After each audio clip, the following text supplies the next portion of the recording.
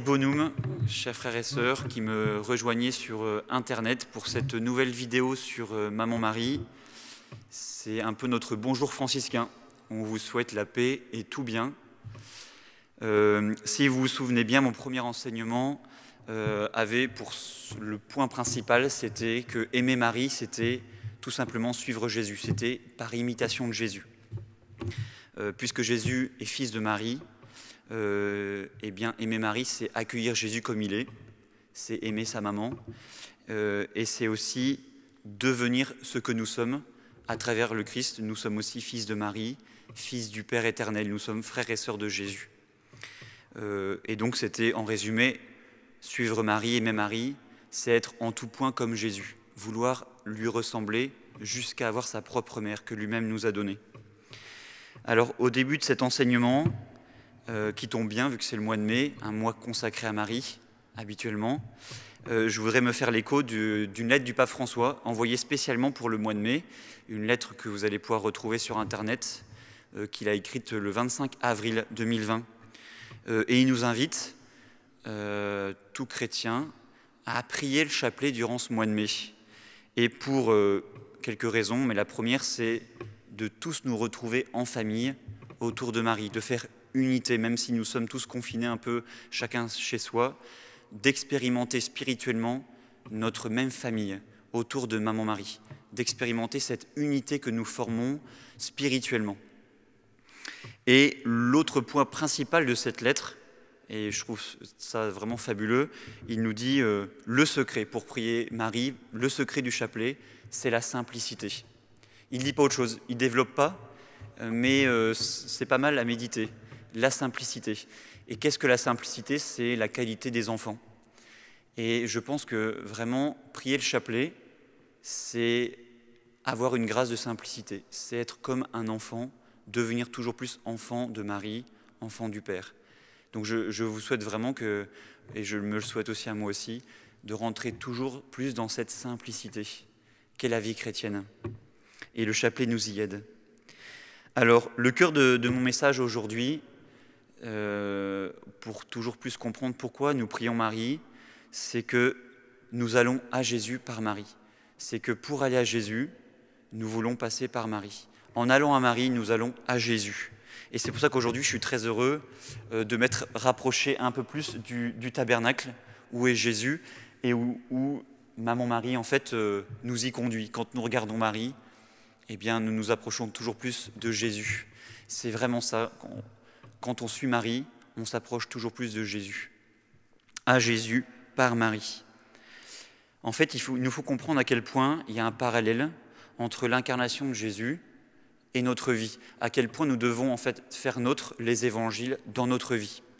Les évangiles qui sont la vie de Jésus, en fait, ça doit être notre vie à nous. Et Jésus qui s'est fait homme, Dieu qui s'est fait homme, est passé par Marie. Et si nous voulons nous-mêmes accueillir Jésus, nous devons prendre chez nous Marie. Nous devons le recevoir de Marie. Jésus a voulu être donné au monde par Marie et Jésus veut rentrer dans notre vie par Marie. Il nous faut recevoir Jésus par Marie. Marie est vraiment le pont entre le ciel, entre le Père et l'humanité. Le don du Père qui est Jésus nous est donné par Marie. Et cela s'est réalisé une fois pour toutes il y a 2000 ans à l'incarnation, mais Dieu le Père veut que cette donation de son Fils se réalise parfaitement dans chacune de nos vies. Et pour cela, prier Marie nous permet de recevoir Jésus comme il est déjà venu il y a 2000 ans. C'est vraiment l'accomplissement des évangiles, mais dans notre vie. C'est l'accueil de la volonté du Père lui-même. Donc vraiment, le but, quand nous allons à Marie, c'est Jésus. Le but, quand nous prions Marie, c'est notre christianisation.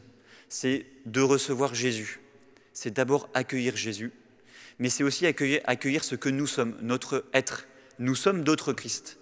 Et comme le Christ, il y a 2000 ans, s'est formé dans le cœur de Marie, dans le sein de Marie, notre propre être d'autre Christ doit être formé dans le sein de Marie. Et quand nous prions Marie, quand nous prenons conscience de cette filiation que nous avons avec Marie, nous devenons ce que nous sommes déjà. Nous en prenons conscience. Et un grand saint, Saint Louis-Marie Grignon de Montfort, dont je parlais déjà un peu dans mon dernier enseignement, quand son grand message, sa grande œuvre d'évangélisation en Vendée, en Bretagne, un peu en Normandie, c'était de renouveler les promesses du baptême. Et à chaque fois, cet renouvellement des promesses du baptême, il l'a lié avec la consécration à Marie, pour dire combien notre nouvelle naissance était liée à Marie. Vivre notre baptême, prendre conscience de notre baptême, c'était lié à cette consécration, cette donation totale à Marie. Et plus on se donnait à Marie, plus on pouvait vivre notre baptême. Donc, prier Marie, c'est aller à Jésus. Regarder Marie, c'est voir Jésus. Et dans sa lettre du pape François pour ce mois de mai, le pape François nous dit qu'il nous faut contempler le Christ avec le cœur de Marie. Et pourquoi contempler le Christ avec le cœur de Marie? Pourquoi nous mettre dans les yeux de Marie pour contempler Jésus? Tout simplement parce que Marie, et c'est Saint Luc qui insiste beaucoup là-dessus, Marie est celle qui a reçu pleinement le Christ en elle. Elle est celle qui est remplie, pleine de grâce. Il n'y a aucun empêchement en elle de la grâce. Elle est toute remplie de la grâce, elle est toute remplie de Jésus. Elle est en fait cette bonne terre dont parle Jésus. Au chapitre 8, verset 15, il nous dit « Qui sont la bonne terre ?» Ce sont ceux qui, ayant entendu la parole avec un cœur noble et généreux, la retiennent et portent beaucoup de fruits. Et Marie est par excellence cette bonne terre qui reçoit Jésus et qui ensuite porte du fruit. Et qu'est-ce que porter du fruit? C'est donner Jésus. Marie est la bonne terre par excellence parce qu'en elle, il n'y a aucun péché. Il n'y a aucun mal, donc elle peut recevoir Jésus tout entier. Et puisqu'elle le reçoit sans aucun empêchement, elle peut le donner complètement. Marie est celle, nous dit saint Luc, qui accueille la parole, qui la retient et la médite dans son cœur. Et donc quand nous allons près de Marie, nous recueillons les fruits de sa méditation. Nous prenons ce qu'elle-même a vu et retenu. 2 fois, saint Luc précise que Marie retenait tout cela dans son cœur. Et donc c'est très important, c'est un secret que nous livre saint Luc. Si vous voulez retenir la parole, comprendre la parole, allez à Marie parce qu'elle est celle qui la retient le mieux, qui la médite. Et quand on a médité, on peut ensuite la transmettre. Elle est toute pleine de la parole de Dieu. Elle est vraiment l'icône parfaite. Elle est celle qui, quand on la regarde, elle nous transmet parfaitement Jésus. Et j'ai envie de reprendre ces paroles de sainte Élisabeth qui dit « Bienheureuse celle qui a cru ». C'est à la suite de Marie qui a parfaitement cru que nous voulons nous mettre pour nous-mêmes croire toujours mieux en la parole de Jésus et l'accueillir dans notre vie. Prier Marie, c'est vraiment la prendre comme notre mère et ainsi Marie peut nous nourrir de la parole de Dieu. Elle peut nous donner tous les jours notre nourriture pour que nous grandissions dans notre être de fils et filles du Père du ciel. Et en fait, le chapelet, c'est tout simplement mettre en pratique concrètement ce que je viens de dire, c'est-à-dire c'est de nous mettre avec Marie à contempler Jésus. Saint Jean-Paul II, et en fait il reprenait le message de Saint Louis-Marie Grigny de Montfort, Saint Jean-Paul II disait que l'âme du chapelet, c'est la contemplation du Christ.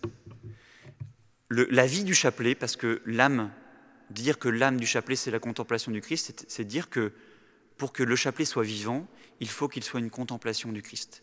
Si nous sommes vivants, si mon corps vit, c'est que j'ai en moi mon âme. La mort, c'est quand l'âme quitte le corps. C'est la séparation du corps et de l'âme. Et bien de même pour le chapelet. Un chapelet vivant, un chapelet qui donne la vie, c'est un chapelet qui nous mène à la contemplation du Christ. Le but du chapelet, il n'y a pas d'autre but du chapelet que de nous amener à regarder Jésus. Et quand le catéchisme de l'Église catholique nous parle du rosaire, il nous dit « le rosaire, c'est un résumé de tout l'Évangile ». Pas autre chose. Le rosaire, c'est le résumé de l'Évangile. Je l'ai trouvé dans l'abrégé du catéchisme de l'Église catholique au numéro 198. Et pour nous y aider, l'Église nous donne en fait les mystères. Il y a 20 mystères à contempler quand nous prions le chapelet. Qu'est-ce qu'un mystère en fait? Cela veut dire une sorte de fenêtre ouverte sur la vie de Jésus. Et un mystère, ce n'est pas quelque chose d'incompréhensible. Non, un mystère, c'est au contraire quelque chose que nous comprenons toujours plus, mais que nous n'aurons jamais fini de comprendre. C'est vraiment une nourriture qui nous nourrit, mais qui en même temps, on n'a jamais fini, on n'a jamais fait le tour de ce mystère. Et durant le chapelet, nous ouvrons la fenêtre sur la vie de Jésus. Alors, l'Église nous donne une vingtaine de mystères. En fait, elle a fait des groupes de mystères. Les mystères joyeux, les mystères lumineux, les mystères douloureux et mystères glorieux. Et cela répartis tout au long de la semaine. Et ainsi, durant toute une semaine, si nous méditons un groupe de mystères par jour, eh bien, en une semaine, nous méditons une fois ou deux un passage de la vie du Christ, un passage des évangiles. Donc il est bon en fait de suivre ces mystères que nous donne l'Église, mais il est tout à fait possible aussi, quand nous prions le chapelet, de prendre juste un mystère et de le méditer pendant tout le chapelet. C'est un peu ce que nous avons fait lors de l'octave de Pâques, où pendant 9 jours, nous avons médité sur le mystère de la résurrection. Et à chaque fois, les 5 dizaines prenaient un élément de ce mystère de la résurrection, tellement c'était riche. Vous voyez, l'Église nous donne de la nourriture, et puis ensuite, à nous de la faire nôtre, et nous pouvons même trouver d'autres mystères. Et il nous est dit du chapelet pour rester sur ce mystère. Et l'Église nous donne à chaque mystère aussi un fruit. Par exemple, quand nous méditons l'Annonciation, l'Église nous dit, eh bien, à travers cette méditation du mystère de l'Annonciation, demandons la foi et l'humilité. Qu'est-ce que sont ces fruits de chaque mystère ? C'est tout simplement le fruit de la méditation. Quand je regarde l'Annonciation, quand je contemple ce mystère de l'Annonciation, eh bien, je vois l'humilité du Christ, l'humilité de Jésus, qui en fait va s'abaisser de Dieu qu'il est pour devenir un petit embryon dans le sein de Marie. Eh bien, quand je vois ça, je vois l'humilité du Christ. Et je dis, Jésus, je veux être humble comme toi. Donc je demande cette humilité. Je vois aussi l'humilité de Marie. Et donc je lui demande cette humilité. Je vois aussi la foi de Marie. Donc je lui demande, comme fruit de ce mystère, durant ces 10 Je vous salue Marie, je vais demander cette foi. Alors ça, c'est les fruits que l'Église nous donne, un peu les fruits traditionnels. Mais nous pouvons en fait en trouver plein d'autres qui sont les fruits de notre contemplation.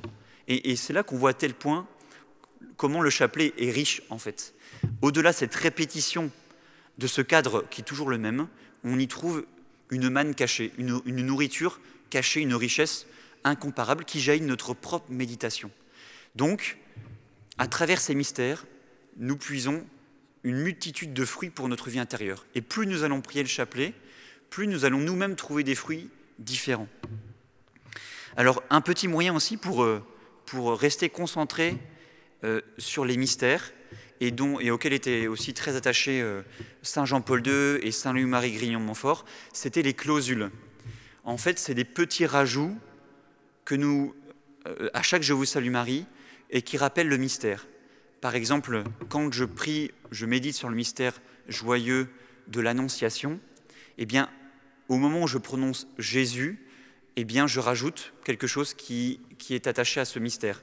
Et Jésus, qui s'est fait petit enfant dans le sein de Marie, le fruit de tes entrailles est béni. C'est un rajout qui nous rappelle dans notre récitation le cœur du mystère.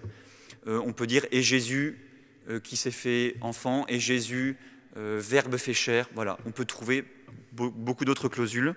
Et dans la description, on va vous donner les clausules que Saint Jean-Paul II lui-même priait durant ses méditations du chapelet. Voilà, ça c'est des petits moyens pour, en disant le Je vous salue Marie, pouvoir méditer, rester centré sur la contemplation du mystère. Alors, je vais finir juste en répondant à une petite question qui avait été faite lors du dernier enseignement, et on me demandait d'où venait l'interprétation de dire que Saint Jean au pied de la croix représentait toute l'humanité et tous les disciples.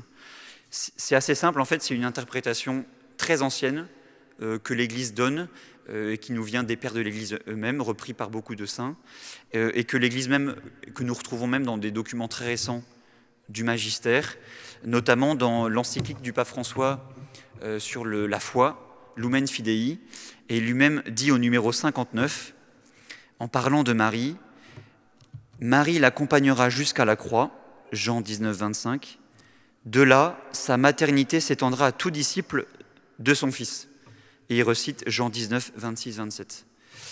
Et c'est repris aussi dans l'abrégé du catéchisme de l'Église catholique au numéro 196, où en fait le paragraphe qui traite de la maternité de Marie, ou Marie, mère de l'Église, le catéchisme cite ce passage de l'Évangile de Saint Jean pour expliquer la maternité universelle de Marie. Et je voudrais aussi terminer en faisant l'écho d'un témoignage donné aussi sur un commentaire du dernier enseignement, où une personne nous témoignait combien l'intercession de Marie était puissante, puisque quand elle était enceinte de 2 mois de sa fille, durant une échographie, le médecin lui a dit que sa fille était morte, et une date avait même été prise pour en fait enlever l'embryon mort. Et donc elle est rentrée chez elle toute bouleversée, et elle a fortement prié Marie. Et là, le miracle s'est opéré parce qu'en refaisant une autre échographie, et donc en changeant de médecin, en fait, le bébé était toujours vivant, et aujourd'hui, c'est une jeune fille de 30 ans qui s'appelle Gloria, pour rendre gloire à Dieu. Donc, un grand merci pour ce témoignage qui nous permet de rendre gloire à Dieu et de voir combien Maman Marie est présente. Et je vous invite vraiment à poser vos questions sur les enseignements et à nous donner tous les témoignages que vous pouvez sur Maman Marie. Un grand merci et en grande union de prière par Maman Marie.